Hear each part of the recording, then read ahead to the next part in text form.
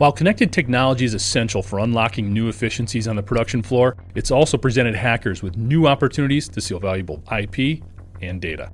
To support OT professionals in their battle with cyber criminals, we launched the Security Breach podcast. In each of our over 100 episodes, we've brought in cybersecurity specialists to provide valuable insights and break down critical topics. As a go-to podcast for our listeners, we want to help you align your brand with our expertise. By sponsoring our podcast, your brand will build trust and your message will stand out to an audience searching for tools to assist their cybersecurity efforts. Secure your share in this rapidly growing segment by sponsoring Security Breach. Contact us today to learn more.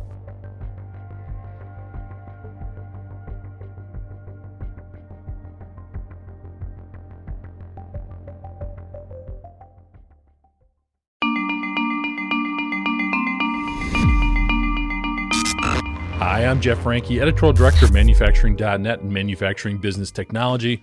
Welcome to Security Breach. You know, I feel very fortunate to work in the industries that I do because I get to speak with a lot of really innovative people doing really interesting work with cutting-edge technology. And whether it's digital twins on the plant floor or artificial intelligence in the supply chain, the people, processes, and products that I get to explore and share with, well, it's pretty cool. And even though I have a fair number of these conversations, there are some that really stick out. And this can be for reasons ranging from the fact that I strongly agree with them or appreciate what they're saying to strongly disagreeing, or maybe just respecting a different take on a familiar topic. When it comes to our guest for today's episode, you might find yourself feeling a combination of all three. So while I had a lot of great meetings out at the last RSAC show, my time with Accenture's Global Cyber Resiliency Management Lead, Charlie Hosner, really stood out. And I'm grateful that he took the time to revisit some of those topics on this episode. Charlie, great to see you again. We met out at RSA. Thanks so much for taking the time to come on Security Breach. My pleasure. I'm happy to be here. Can't wait for the conversation. Well, a couple of things that we talked about RSA really stuck with me. I just wanted to throw a couple of these quotes at you and we can kind of dive in from there. One of them was getting past this whole notion of you don't need to be perfect, basically. Getting past that need to be perfect. And I thought that was really important when we talk about cybersecurity, especially in the industrial sector, where sometimes folks just try to take on way too much stuff in trying to get to that perfect point. So maybe you could expand on that a little bit and kind of tell me where you're coming from. I think there's two aspects to it. Maybe the first one is I have this bugbear that we all seem to be questing after this paradise of perfect protection, right? That just doesn't exist. And it hasn't existed. And it is definitely not going to exist in the future as things like Mythos begin to take apart our environments. So I find that the cyber industry tends to be really focused on, we're going to close everything. We're going to fix everything. And it just drives us to madness. And it's not an effective model. And I also look at it, I guess, when I think about recovery capability. I've had to recover a lot of companies, about 30 at this point. And they always make it. And they generally make it because they're 5% ready. And then they fill the other 95% with acts of heroism and smart people and hard work, which is not a strategy for recovery, right? And it's expensive, but they get there. And my message always to those organizations is don't try to get that perfect. Don't get 100%. Just get better. Get 5% better, 10% better, because each one of those steps takes out a big chunk of what your people will have to do with their bodies when these things really happen. So I'm a big fan of don't get perfect, man. Just get better. Yeah, and I would think that has to have a big impact on purchasing plans as well, and sort of the investments that folks are making in their cybersecurity infrastructure. I would think by striving for continuous improvement as opposed to, like you said, the perfect solution, it's just going to make that process a little less painful too. I mean, you'll be able to have realistic goals, I would think, in sort of setting up expectations. I think that's great insight, actually. I find that I sit on a lot of these RFP panels, right? Because we write them and help our clients pick stuff. And I see people, it's like they're buying a house. I think not, you're buying a technology that you're not going to use again in 3 or 4 years because the world's going to change. Buy something that's good enough right now. And then move on and be okay with it. And I think if you look at those things as not disposable, but a very limited shelf life, it does change that strain and anxiety and the amount of time you have to spend in an attempt to get the perfect thing, because it's just not there. Absolutely. Well, it kind of leads into the other quote that stuck with me, talking about you don't need lasers, just lock the door. I thought that was great in terms of, again, getting into this whole conversation of the right tools and the right expenditures and the right level of expenditure for a lot of organizations. I'd love for you to kind of dive a little bit more deeply into that one too. Since our last talk, with Mythos coming out and shaking the world really hard, I've gotten even more controversial with that. I put together a slide that actually says, I think defense in depth is dead. And Okay. that's a strong, controversial statement, Yeah. but Yeah. I believe as our founding strategy, it's no longer the way, right? We're not going to survive attempting to just layer on more and more walls of our castle when the attackers have helicopters, and that's exactly what I see us doing. And this is kind of that concept of we spend so much money on the things that are familiar to us, which is I don't feel comfortable. I need more walls around my castle. I need more and more and more and more walls, and we end up with these exotic controls that are amazing, but not really tuned for the problem we actually have. And I think right now everybody's running around thinking, well, I need my own Mythos so that I can point it at my environment and find more problems. And I put my head in my hands and think, you have a spreadsheet of 100,000 problems already for your environment. Your problem isn't finding, your problem is fixing. We need to have ways to do that. So the shininess of these tools and the lasers that you get to buy are so enticing that they stop us from finding the real problems and addressing those, even the ones that are hard, that we could just throw a resource at if we didn't have so many lasers. So getting into that more deeply, because it feels like when we have a problem, we want to fix that problem. Okay. That's the one that's most important. Ideally, we've identified our crown jewels, our priorities, whatever you want to say, and we want to identify, okay, I need to fix this. So are you saying in a lot of instances, we're still going too deep, or we're thinking too hard about some of these more basic problems that we have to solve, or the ones that are front of mind? I like that question a lot because it leads me to thinking in the way that I think engineers think. If you think about manufacturing environments, there's all this great engineering knowledge, and we don't apply that to our problems in technology for some reason. And so I think about things like, what is the nature of our systems? Is it simple? Is it complicated? Is it complex? Is it chaotic? And depending upon which of those things you have, you come up with a different approach to securing it. And I don't think we connect to that well when we sit down and think about what are we going to do? How are we going to approach things? As we move to environments that are more complex, we move away from a place where we actually can address everything. And systems engineers would look at this and say, of course, simple and complicated environments, deterministic OT environments, you can address every problem. But when you get into these big complex environments like IT, this predict and control approach fails. It doesn't work anymore. And you need to shift to, okay, I'm gonna predict and control a reasonable amount, but then I'm gonna move my expenditure over to how do I detect, respond, recover? How do I shrink the blast radius of mistakes? How do I reduce recovery time so that the economy of me coming back is much smaller? And then I'll put protective control just into making the economy of the problem much higher. And that's a very different way to think, and it's not intuitive. But to think that way, you have to accept stuff's going to happen, right? I'm going to have priority 4 incidents and priority 3 incidents, but I'm not going to have priority 0 incidents or 1s or 2s. And that is the thinking that we're going to have to shift to in the next 3 or 4 years. We just will not have a choice. You will have shifted to it and rechanged your architecture to meet that, or you won't survive anymore. So just to play devil's advocate a little bit here, because I can understand how our market is going to think and how our readers are going to think. They're going to say, okay, that's great to say I'm going to be more focused on understanding that the 2s and 3s and 4s are still going to happen. I may not be able to do anything there. But then what's going to happen is we're going to see this influx of stuff that's all of a sudden going to be reclassified as the 0s and the 1s and the 2s. So how do we sort of prevent that sort of mindset or that sort of creep from muddying the waters a little bit? It's a good one. I like to very much focus on outcomes, right? What is the outcome to the business? And I've done a lot of interim CISO roles because I show up to horrible events, and a lot of times the CISOs don't ride through those events. And as soon as I take on those roles, the first thing I tell leadership is, I can't protect you. My job is not to keep you safe. That is your job as the executive. My job is to help you see. And so I'm here to provide you with visibility and help you understand where are the choices, how can I pull levers, how can I close or open risk, what's the business outcome of me spending this money on these things. And so that's where I would get to, hey, you want to fix all the P2s? here is the price tag, and here are the outcomes that you get for it. Not my job to make the decision on whether or not you spend that, but gosh, I wouldn't. You tell me, boss, what would you like me to do? So I think we spend a lot of time just emotively saying, these have to be fixed. And the executives are exhausted and they're like, it sounds very scary, let's fix it. And that conversation needs to change. It needs to change to, this is the outcome on the business if these things don't get fixed. Are you happy with that outcome and the percentage likelihood of it? Because there's a place where as executives you're supposed to accept risk. Where's that line? And it's that conversation that changes everything. Then they can't continually chase you on, what about the P2s? Well, what about my budget right now? Come on, boss, Exactly. let's balance it. Yeah. No, makes sense.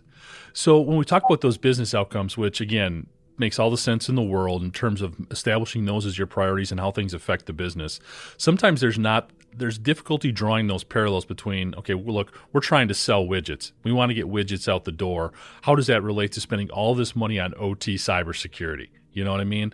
What have you done in the past in working with companies to sort of shine some light on the fact that, hey man, this is all connected. Like this is all a business outcome, really. Yeah, good. So for a living, I recover companies, right? I show up to a smoking hole in the ground and I have to rebuild that organization from the ground up. And inevitably, the first thing I have to do is say, what do you do for a living? What do you make? How do you make money? How do you have an impact on society? And it's shocking how many executive teams don't have the language to articulate that quickly. You'd think as the big bosses, they'd be able to spit that out, but it's often about a day before they come back and say, well, here are our big value chains that drive our P&L or that help us serve our constituents. And then you map processes to those value chains, you map applications to those processes, you map infrastructure to those applications. The same thing in OT. You can imagine the stack up through the model. And then you get recovery order. You tell them, okay, what do you want first? And they put their heads in their hands and they go away for a couple of days and they come back and go, okay, well, we've decided after a lot of fighting, we want this one and this one and this one and this one. And until they've done that, I can't rebuild anything because it's just a waste of time to just start building servers. So we do a lot of this mapping, not just for recovery order, but to help executives understand this stack from silicon to P&L is what drives your P&L, right? And it's all these pieces. And once they visualize it, the lights come on and they go, oh, that's why you need money to protect that thing. You need more money because I can't ever have that thing go down, right? But why are you spending money on that thing over here that's not on my list? Right. And this is going to be the future for us, right? We are getting better and better at making that a bigger and broader, we're opening the curtain on what that unified enterprise fabric looks like. That's the way to have these conversations. Well, and I love that collaborative dynamic because then you've got everybody involved in it, which kind of leads into the other thing I want to talk about, which is culture. It's such a big part of cybersecurity. It starts from the top, but it permeates throughout based on how the leadership embraces the need to establish those priorities and then find the funds to invest in cybersecurity. And when you're talking about some of these things, a lot of what you just described, that's CFO level stuff. That is stuff that your finance folks are going to get very heavily into, and they're going to help understand them. Again, from your perspective and working with a lot of different customers, what have you seen from a cultural perspective in terms of the best practices or the types of elements that have helped companies really embrace cybersecurity and get it throughout the organization? The good CISOs that I see understand the nature of the business and they meet those executives where they are. They don't bring the executives down to where the cybersecurity leadership are, right? You go to the CFO and you talk about cost. You go to the head of manufacturing and you talk about safety and uptime. And cyber is such an easy thing to put into a safety and an asset integrity conversation, right? If I'm not able to do this thing, the asset won't continue to run. I know that's a big deal to you, GM, and all of a sudden you have motivation. And I only see about 10% of CISOs really doing that well. Too many of them come in and say, look, more vulnerabilities. That's a problem. And they see more vulnerabilities as a proxy for something that makes sense to a security person. That makes no sense to a chief commercial officer. So the really good CISOs are the ones that are able to think about, where is the CFO? What is in here, his or her mind? Okay, how do I translate that into this? And ask Claude. Claude's pretty good at it these days, right? If you want to use AI tools to say, how do I translate all these findings into something that my chief marketing officer would understand? And it'll spit it out for you. Bang. Here are the things that matter. And here are the things that are threatened by the cybersecurity issues that we have. Have this talk. and you'll find that you're getting a very different response. So it makes a ton of sense going sort of up the food chain at that C level or upper management perspective. What about downward a little bit when we get on the plant floor? And these are the folks that we need to make sure they're doing their dual factor authentications and they're not writing passwords on sticky notes and things of that nature. How do you get those folks to buy in? Because at the end of the day, they want to get product out the door. They want to go, and the security stuff just slows us down. How do you get them to buy in? Yeah, I don't mind people writing passwords down in the OT. That's not an environment where you want heavy access control. But I hear what you're saying. I think again, it's the narrative, right? You can't have a narrative of scary vulnerabilities, bad people coming to get you. It's got to be a narrative of we're all in here working the line together. We're trying to get these products out. We're trying to keep the process running in a safe fashion. And here are the pieces of what we're doing that will help achieve that outcome. It's just a simple speaking in outcomes and meeting those people where they are. They all have goals too. We get a bonus if uptime is at a certain level. I don't have to work as hard if things don't break. There's a whole variety of human reasons why people do things. And that's the kind of message that we need to use. We have to get away from scary technical stuff that just doesn't mean anything to others. It means stuff to us, but nothing to the people beneath us. And with the culture thing, I think one of the things we probably make a mistake with culture is we put the onus on our employees to become cyber experts. And I think that's also a failed approach. I think we need to stop thinking, if only they would stop clicking on phishing links. And we need to start thinking, if only we would design our environment such that they could click on phishing links and the explosion would be this big, not this big. And that's another thing where I think as security professionals, we have some work to do, some ground to cover. Interesting. Again, looking at the sort of the enterprise-wide perspective, one of the big strategies that we talk about a lot, especially in the industrial side, especially manufacturing enterprises, is segmentation. And that's kind of part of that defense in depth sort of approach. So where does that fit in? Because it seems like it's really important in shutting down a lot of these attacks that we've seen. Folks are coming in through the billing system and they're weaving their way into the OT side of things because things weren't shut off and firewalled or segmented the way you'd want them to. How do you sort of balance those two dynamics? You're hitting all of my most emotive points. Good work. So look, I live my life recovering companies from horrible things, and I've been doing it for 10 years. And it's been a long time since network segmentation mattered. If you're talking about enterprise IT, these tools don't flow across logical network environments. They flow through the identity backbone. And so if you're going to segment an IT environment, you have to segment it by identity, not by logical network structure. So I'm not saying firewalls don't make sense. And the place where I like them the most is when, previously we were talking about a complex environment and a complicated environment. You have a complicated environment that is the OT. You have a complex environment, which is IT. Firewalls and network segmentation work good to separate those two so you can treat them differently. Because you do not want to apply IT controls to an operational technology environment. Why? Right? This is complicated. I can castle and mode it. I can actually use defense in depth there. It still works. So I like using network segmentation to clear those two environments up. And generally, they won't allow identity to flow across them. Then you can put a different control regime on that. So I think that's one of the primary places where I appreciate it. Now, identity segmentation, I think, is super important. And that is something that we need to do, particularly in the IT environment. And that is one of the primary mechanisms for us to get that blast zone down to a reasonable size or a controllable size. And that's where I think it belongs. But the number of times I see people say, we're going to spend $10 million on network segmentation. And I go, oh God, that's going to be $10 million down the drain because they're just going to, it's going to be east-west blocking at a logical layer and it's not going to make any difference. So in order for that segmentation to work, you're talking about identities. We're talking about every machine, potentially every interface connected point, whatever you want to say. That was really the big topic, I think, 2 years ago at RSA. Everything was talking about identity. And we get in the industrial side again. This is a huge challenge here because it makes us change our mindset, but from this being an asset to this being something that we need to know and see and identify, obviously, in a lot of different fronts. When it comes to getting the ball rolling there, so we can implement these segmentation strategies properly.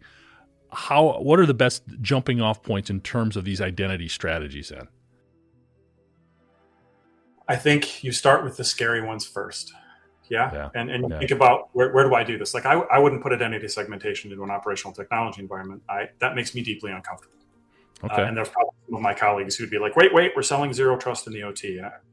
The very concept of that freaks me out, because I think that's an environment where you don't want to have parts of the environment that can't be accessed quickly in a safety circumstance, right? So you need something that allows you to lift that barrier when things start to melt or burn, or something else that's severe.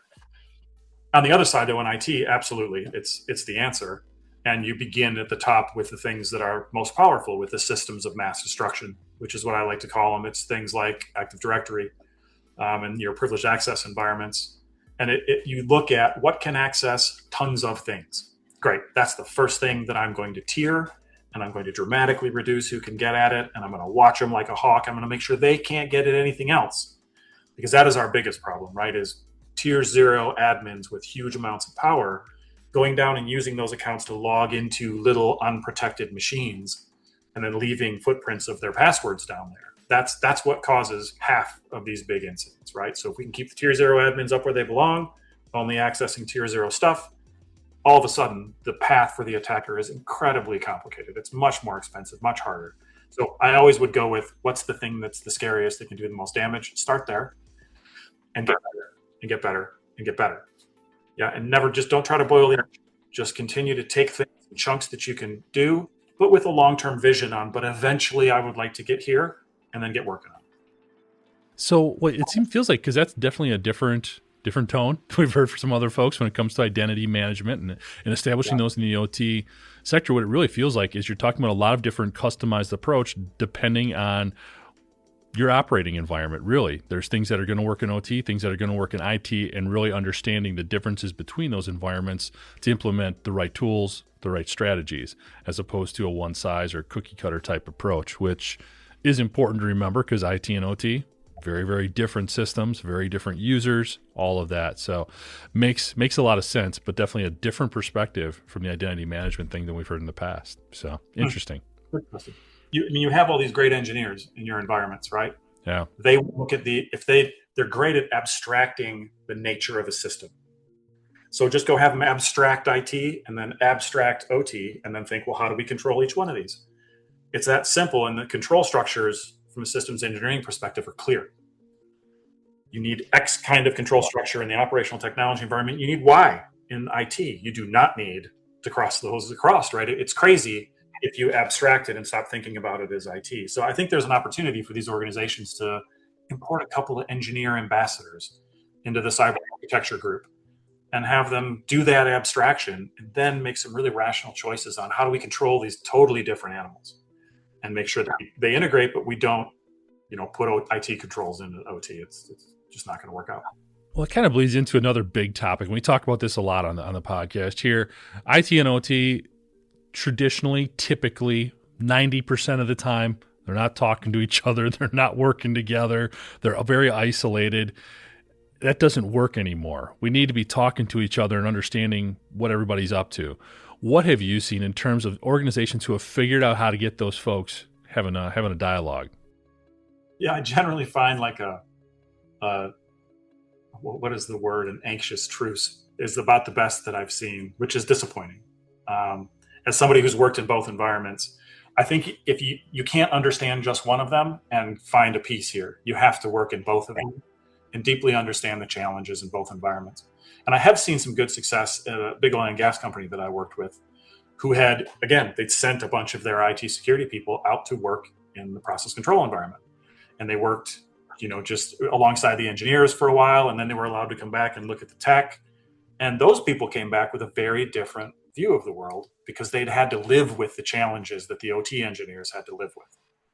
So if there's a place where I see success, it's where they actually do a rotation program and force those people to sit in an operating asset and understand, this is what it smells like. This is how hot it is.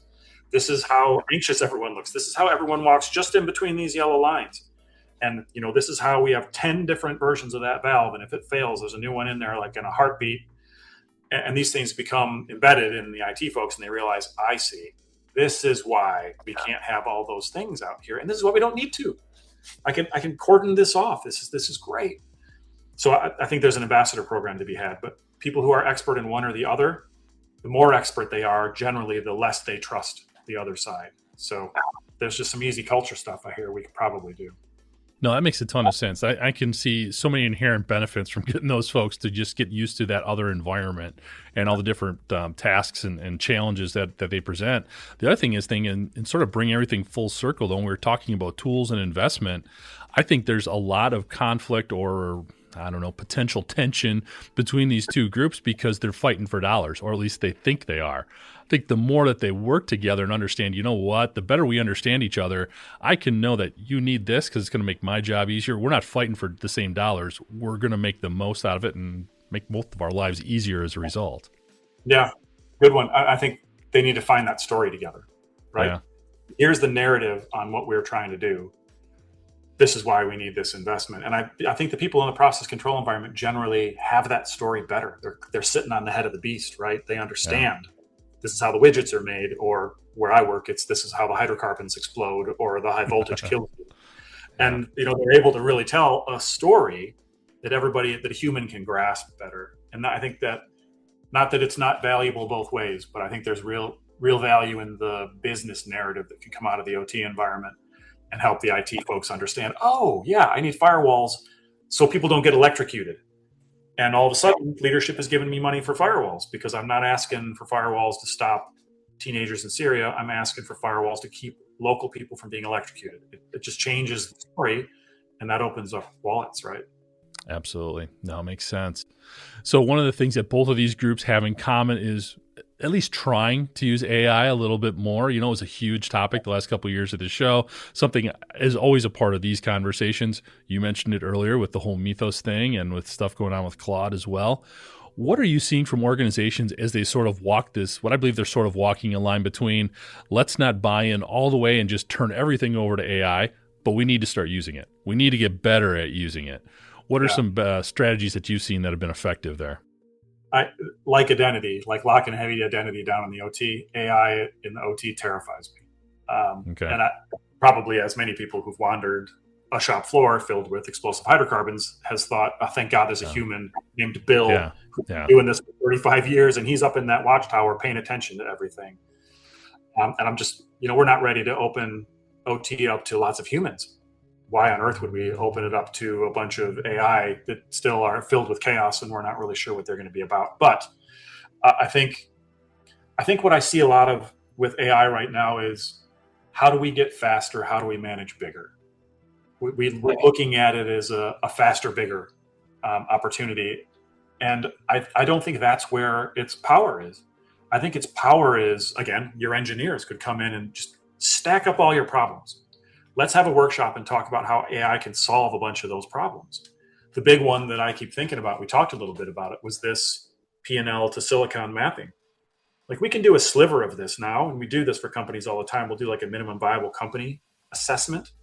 What do you need to keep 35% of the P&L ticking over and keep your permission to work and keep your core customers and keep AvFuel flowing to Schiphol or something like that? What are those things? And it's hard and it takes a long time and it's just a snapshot in time that drifts immediately.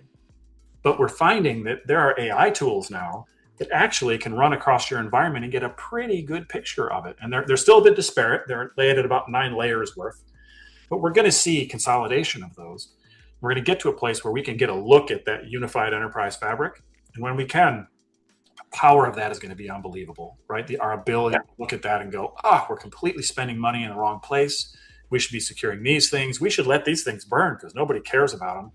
When we do compliance, this is where we need to take the regulators. And when the regulators can see that we can see that, they're going to breathe a sigh of relief. They're going to know that you're doing the right thing. Your compliance costs are going to drop.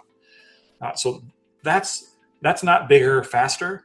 That's now you can see a thing you couldn't see before, and that gives you decision support that you never had. So I think it's that kind of stuff where I'm really excited about the opportunity. And again, I would go back to manufacturers and say, you've got all these great engineers who are really good at thinking about problems in the abstract and really digging down to what is the problem. Hey, cool. Can these AI tools solve that problem? And I think they're going to find 70% of the time the answer is yes. So don't just focus on bigger, faster. Look for novel from your expert people And once that novel problem is defined, you're going to find AI is not bad at fixing a lot of those things. So No, that's what I'm excited. no, I like that too, because I think the bigger, faster comes from that's how the bad guys are using it, right? They're using it to have quicker attacks, bigger scale, all of those things. So that tends to be our thought then in response to that. The other thing I think that's interesting that you brought up, I think is a great point, is the big topic when it comes around AI is agentic. How many agents can you employ in the field to either make it go faster, reduce human intervention, whatever, human mistake, I should say. And in the OT environment, that scares me as well. I think the use of agents in the OT environment, I think we are just, if we are ever there, it's certainly not now, put it that way. So to pump the brakes there, I think is a good call. Yeah. Until I see that they have better, lower error rates than humans in 100% of circumstances. And I think that'll be hard, right? It'll Oh, be, yeah.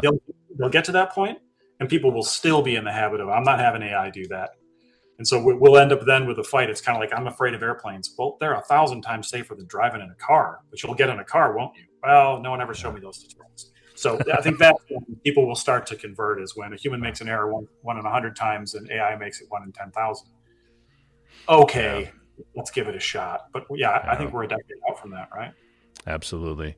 One of the things too I wanted to get your input on is cybersecurity. We talk about culture, we talk about all the technical elements of it. It always seems to come back to people, whether it's the people who are running the different cybersecurity operations, the people who are potentially clicking on the links, all of that. It's people focused. One of the biggest people challenges right now is finding those skilled individuals to fill some of these OT security specialist, if you will, type spots. What have you seen organizations doing? Are they trying to recruit from outside? Are they trying to grow internally in their cybersecurity knowledge? What's been most effective, or what are you seeing out there? I think you got to build them. Yeah. As an industry, I've been involved in some of the certification programs and striving for how do we build more of these people? Because as you say, there's a huge bottleneck around this now. And there's no, you can't go to Harvard and get your degree in OT cyber as an undergrad, right?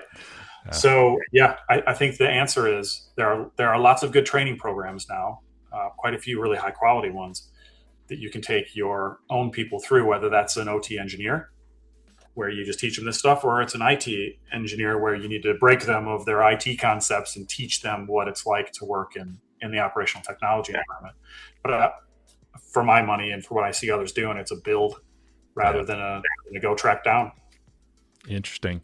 I think that's what a lot of folks, especially in manufacturing, are doing. They're finding these folks who are operations engineers and getting them better educated on the cybersecurity side. So hopefully that continues to elevate and play out well. Last thing I got, Charlie, this has been awesome. Thank you again for the time. This has been great picking up where we left out at RSAC. Any other trends that you're seeing that could have a big impact down the road?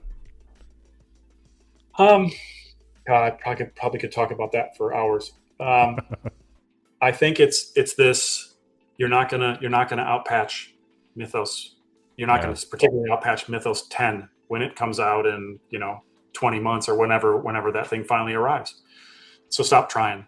We're playing a game that we lost in 2010, and we've just been losing it worse and worse since then. And it isn't a Mythos thing that you need to respond to. I think Mythos is the exclamation point on a model change that we needed to make about 15 years ago.